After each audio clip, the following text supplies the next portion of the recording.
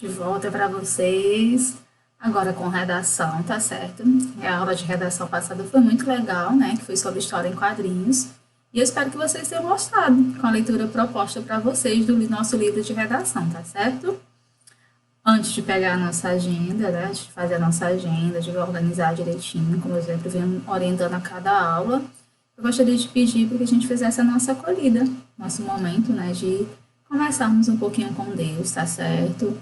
Esse início de conversa ele é mais curto, né? Porque nós não estamos na nossa acolhida propriamente dita. E a nossa escola está assim com muita saudade de vocês. Nossa, como vocês realmente são importantes no nosso convívio diário, tá certo? Eu espero que vocês também estejam com saudade, né? De todos nós. E aqui a gente faz esse momento agora de oração mesmo. Lembrando para vocês que nós estamos no mês de maio, mês de Maria, tá certo? Um mês em que a gente pede realmente a proteção de que interceda, né? Que Maria interceda em nossas vidas, tá certo? Eu gostaria de pedir que você agora pensasse, né? Fizesse um pedido a Deus, pedido pessoal mesmo, aquele que a gente não diz para ninguém, que a gente só confia em Deus para fazê-lo, tá certo? E que você feche os seus olhos, né? E entre em sintonia com Deus, fazendo esse pedido mesmo, alimentando a fé de que Ele nos escuta, tá certo? Então, a nossa aula hoje começa nessa sintonia mesmo de falarmos com Deus. A nossa escola, né, por ser uma escola de valores vicentinos, a gente acredita, a gente aposta, acima de tudo, na evolução do ser humano, tá certo? Que você possa crescer dentro de valores próprios, benéficos, de se ver e de se olhar no outro, tá certo?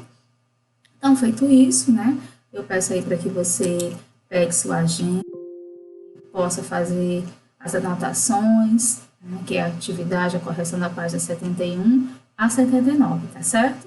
E fica como proposta, que é a continuação do conteúdo, né, que eu dividi para que não ficasse todas as atividades numa aula só, 80 a 82, tá bom? E a gente faz aí essa correção. Então, vamos lá. Na página 72, já pegou o livro? Tá aí com o livro de redação? Pronto. Então, acompanha comigo. Com calma, essa é a nossa aula. Vamos ficar relaxados, prestando atenção em cada orientação dada, tá bom? Então, na página 72, nós temos dois bloquinhos, né? Um que é lá no início, conversando, e nós temos o lendo, tá certo? O lendo, né, ele te apresenta, faz uma pré-edição do que vai ser abordado no texto, tá certo? E ele diz assim: em diversas histórias folclóricas, há seres sobrenaturais, rondando estradas, rios, matas e moradias. Você conhece alguma dessas histórias? O que ela geralmente causa nas pessoas? Medo, tristeza, alegria, surpresa?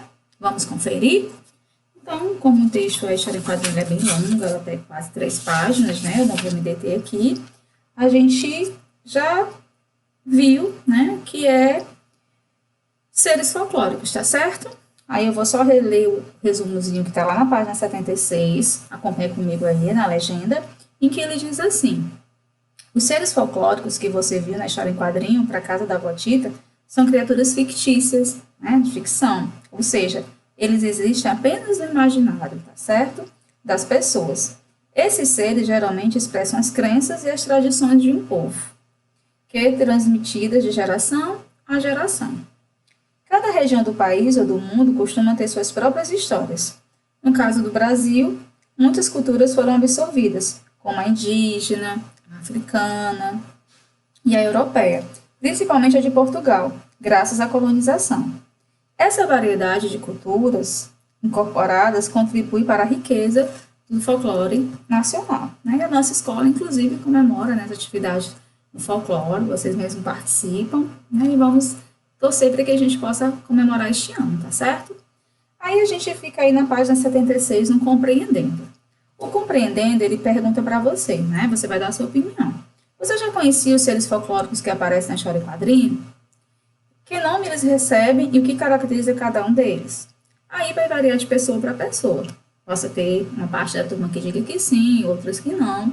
Caso a sua resposta seja afirmativa, você vai citar, né? Saci Pererê, que era um menino, né, negro, de uma perna só, certo? O lobisomem, o homem que se transformou em lobo. Aí tem a Yara, né, que cantava muito bem, metade mulher, metade peixe, a mula sem cabeça, né, que tem uma tocha de fogo no lugar da cabeça. E aí você pode citar. Né? Caso você não tenha conhecimento, você anota agora, tá bom? A segunda questão. No início da história, Chico Bento cita uma atividade que costuma realizar com frequência. A. De qual atividade se trata? E a casa da avó Dita, né? E ouvir histórias que ela conta. Está lá no início, tá certo? B. Por que Chico Bento gosta de ouvir as histórias da avó Dita? Porque elas provocam medo, né? Aquele espanto, aquela novidade. E ele gosta dessa sensação proporcionada pela leitura, tá certo? Professora, organize melhor, como é que eu respondo melhor essa questão? Aí você pode colocar, porque elas, né, as histórias, provocam medo e ele gosta da sensação proporcionada por essas histórias, certo? A terceira questão diz o seguinte: no decorrer da história em quadrinho, Chico Bento não demonstra sentir medo dos seres que encontra pelo caminho. Ele não está perguntando, não, ele está afirmando. A. Por que ele enfrenta esses seres de forma tão destemida? Porque Chico Bento quer chegar logo à casa da avó para ouvir suas histórias. A pressa faz com que ele não tenha medo. Ele está tão eufórico para chegar logo na casa da avó Dita que ele nem se preocupa com o que ele encontra. Né? B. Em que esse momento da história Chico Bento aparenta sentir medo? Apenas quando a avó Dita está contando a história. Que ele fica atento, né? Então, neste momento, é como se ele tivesse esses presságios desse medo, tá certo?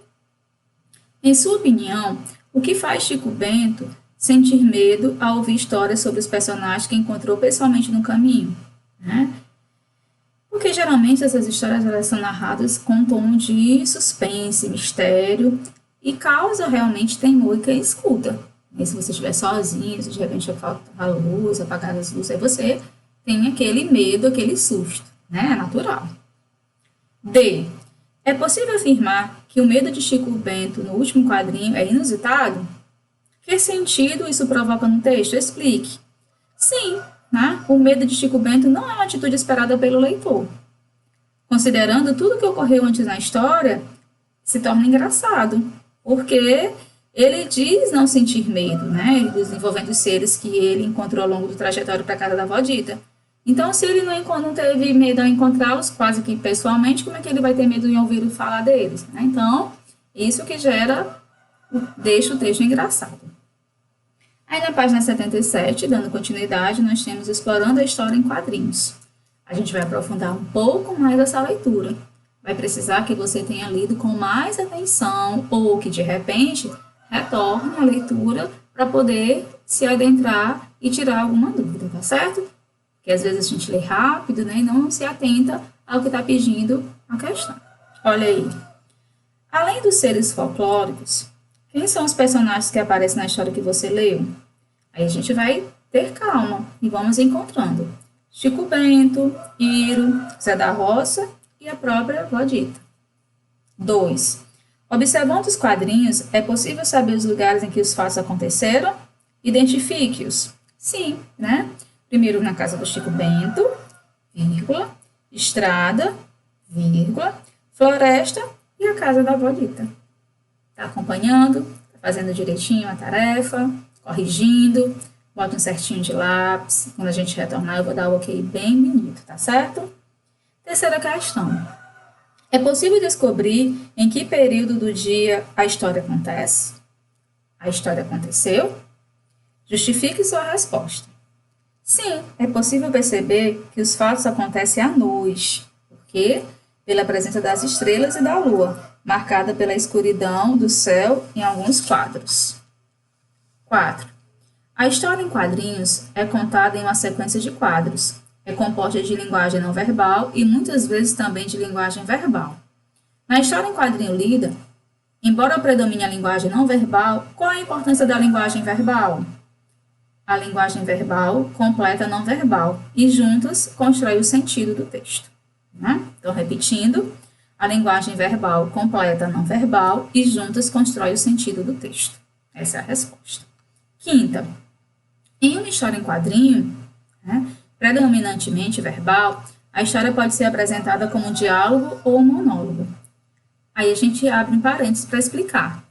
O que seria esse diálogo, professora? quando dois ou mais personagens conversam.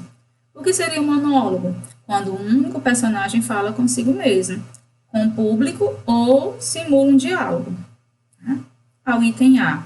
Na história em quadrinho lida, ocorre algum monólogo? Aí você pensa, sim. Né? Aí, se ocorre, identifique ou identifique-os. Os quadrinhos em que aparece.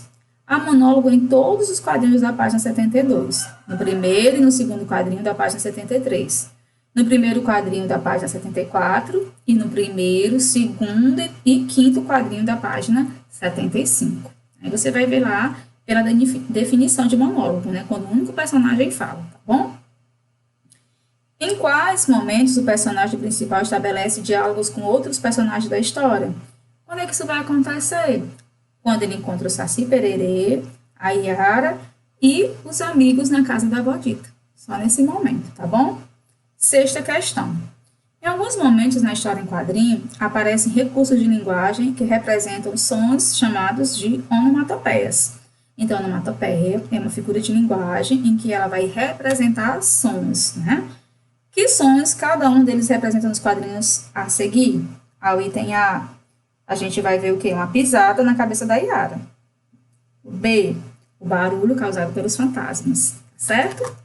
Aí a sétima, né, pede para que você pesquise outras onomatopeias. Aí você pode guardar essa sua resposta para me dar depois, tá bom? A oitava questão também vai pedir para que você diga, né, possíveis expressões fisionômicas causadas pelo Chico Bento. Aí a gente tem no item A, ele está apreensivo, ele está preocupado. No item B, ele levou um susto. No C, ele demonstra alegria. No D, irritado. No E, desprezo, indiferença. E no F, ele demonstra estar com muito, muito medo. Tá bom? Aí por hoje, né, nós terminamos a nossa correção, tá certo? E eu gostaria que vocês dessem continuidade. A atividade continuando, né, ainda sobre o mesmo texto, que vai da página 80 a 82. Essa foi a nossa correção. Espero que vocês tenham gostado. Qualquer dúvida, pergunta lá no grupo do WhatsApp, entre em contato comigo no meu privado. Estou à disposição de vocês, tá certo? Um abraço carinhoso, fiquem com Deus e até a próxima aula, se Deus quiser.